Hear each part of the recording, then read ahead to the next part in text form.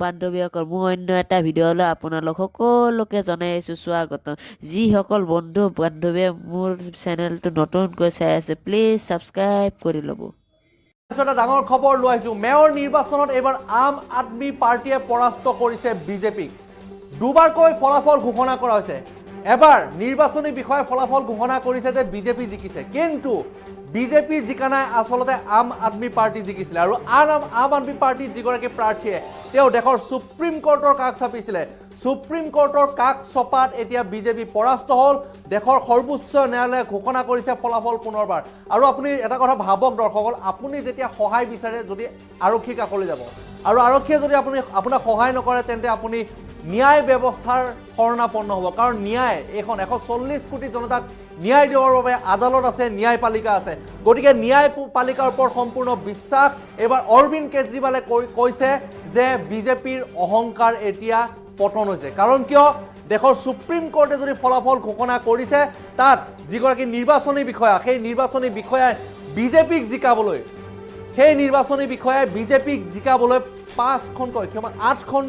8খনকৈ ballot পেপাৰত cross mark দিছে তেওঁ অমান্য বুলি ঘোষণা কৰিছে তাৰ পাছত বিজেপি জিকিছে বুলি ঘোষণা কৰিছিলে তেতিয়ালৈকে ঠিকে আছে কিন্তু যিগৰাকী আম আদমি পাৰ্টিৰ প্ৰাৰ্থী কুলদীপ কুমাৰ তেওঁ দেশৰ সুপ্ৰিম কোৰ্টৰ কাষ চাপিছিলে সুপ্ৰিম কোৰ্টে যেতিয়া সকলো ভিজুৱেলছ বিচাৰিলে চিচিটিভি ভিজুৱেলছৰ সমগ্ৰ দৃশ্য বন্দী হৈছিলে মেয়ৰ নিৰ্বাচনত এইবাৰ কংগ্ৰেছৰ সমৰ্থনত আপে প্ৰাৰ্থী আগবঢ়াইছিলে আৰু সেই মেয়ৰ নিৰ্বাচনত বিজেপি পৰাস্ত হৈছে তাক ক'ব লাগিব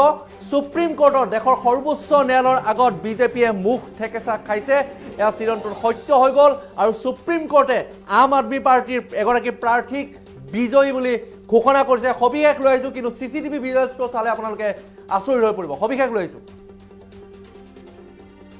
মেয়ৰ নিৰ্বাচনত পৰাস্ত হ'ল এইবাৰ বিজেপি দুবাৰ ফলাফল ঘোষণা কৰিছে ৰিজাল্ট দুবাৰ ডিক্লেয়াৰ হৈছে আপ আৰু কংগ্ৰেছৰ প্ৰাৰ্থীক জয়ী ঘোষণা কৰিছে দেশৰ উচ্চতম ন্যায়ালয়ে ন্যায়পালিকা এইবাৰ গণতন্ত্ৰ পুনৰ এইবাৰ জিকিছে আৰু চণ্ডীগড়ৰ মেয়ৰ নিৰ্বাচনক লৈ সৰ্বোচ্চ ন্যায়ালয়ে বৃহৎ ৰায় দিছে চিফ জাষ্টিছ অফ ইণ্ডিয়া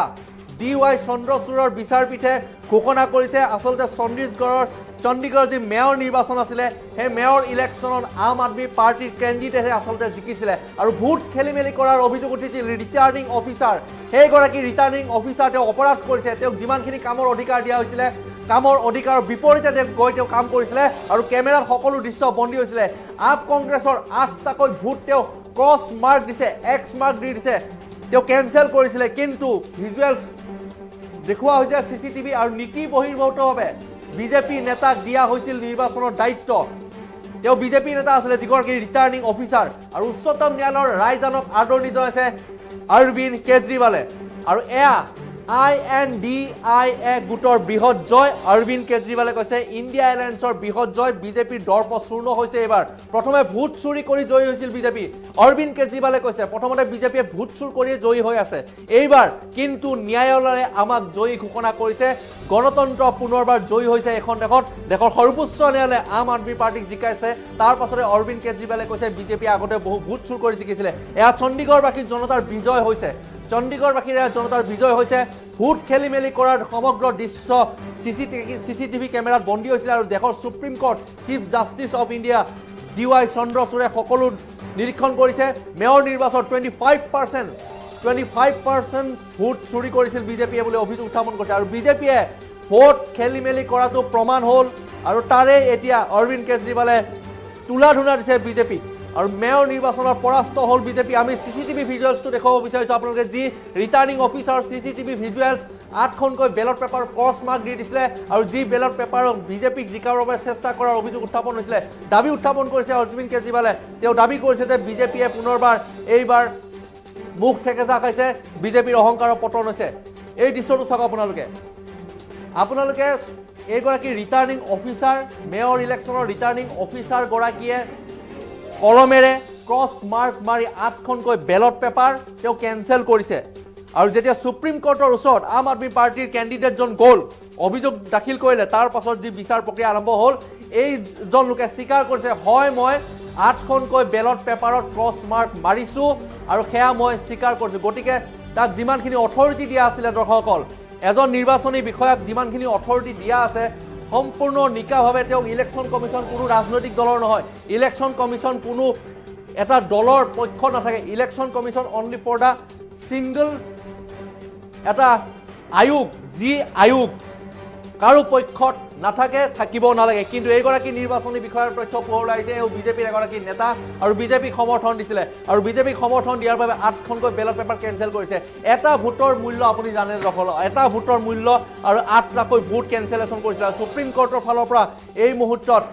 পুনৰবাৰ আম আদমি পাৰ্টিক জিকোৱা হৈছে, কাৰণ দেশৰ সৰ্বোচ্চ ন্যায়ালয়ৰ বিচাৰ প্ৰক্ৰিয়া চলিল। বিচাৰ প্ৰক্ৰিয়া চলাৰ পাছত দৰ্শকসকল চাওক, এয়া হৈছে আম আদমি পাৰ্টিৰ গৰাকী কুলদীপ কুমাৰ, তেওঁ জয়ী হৈছে। আচলতে কেজৰিৱালেও কৈছে বিজেপি আগতে বহুত ভোট চুৰ কৰি জয়ী হয়। মেয়ৰ নিৰ্বাচনত 25% দৰ্শকসকল 25% ভোট চুৰ কৰিছে। আৰু ৰিটাৰ্ণিং অফিচাৰৰ দৃশ্য আপোনালোকক দেখুৱাইছোঁ চাওক, এইগৰাকী ৰিটাৰ্ণিং অফিচাৰ, তেওঁক নিৰ্বাচনৰ দায়িত্ব দিয়া হৈছিলে, কিন্তু বিজেপিক জিকাবৰ বাবে এইগৰাকী 8টাকৈ ভোট কেঞ্চেল কৰিছে, ক্ৰছ মাৰ্ক মাৰি দিছে। চাওক দৃশ্য, আৰু CCTV কেমেৰাত চাই আছে। গতিকে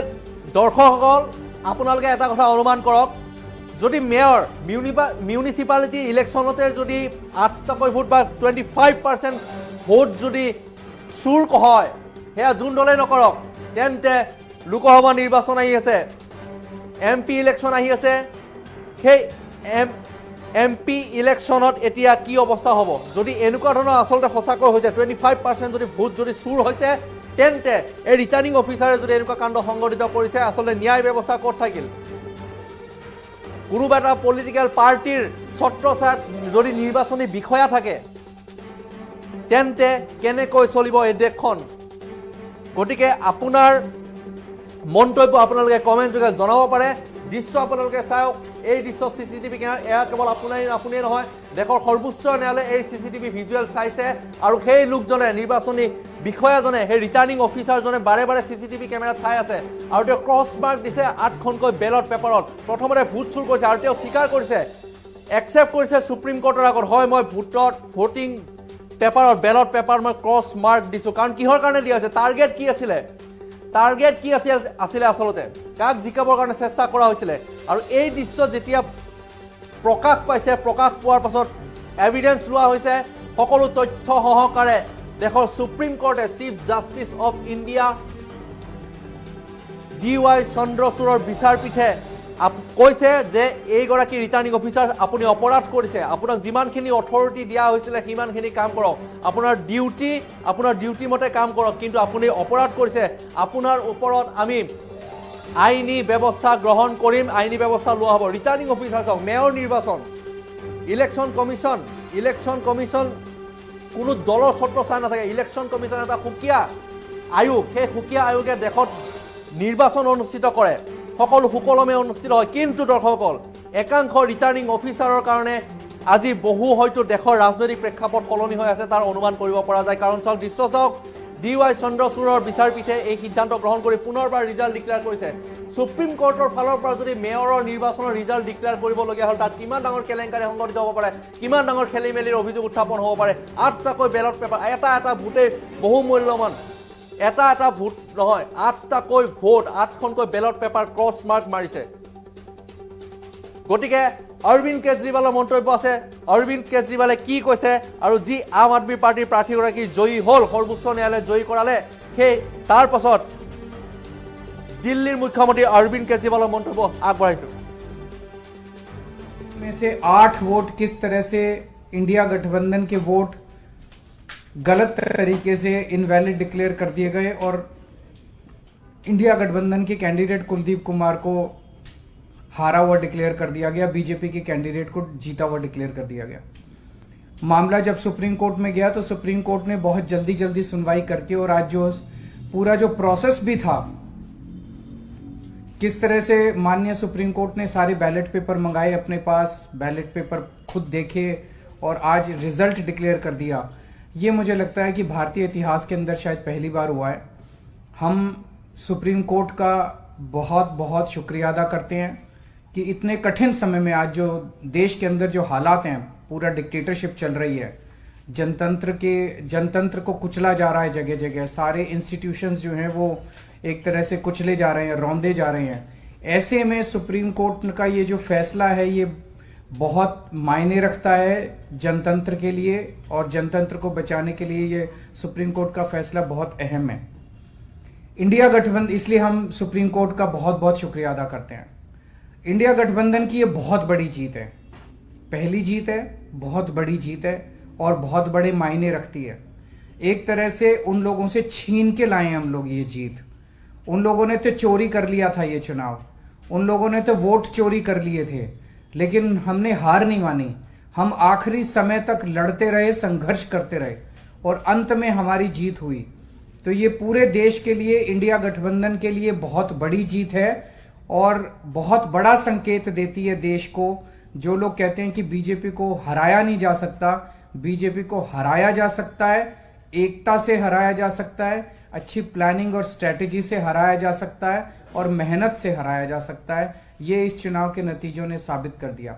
तो मैं इंडिया गठबंधन के सभी पार्टनर्स को बहुत बहुत इसके लिए बधाई देता हूं। चंडीगढ़ के लोगों को बधाई देता हूं, जिनको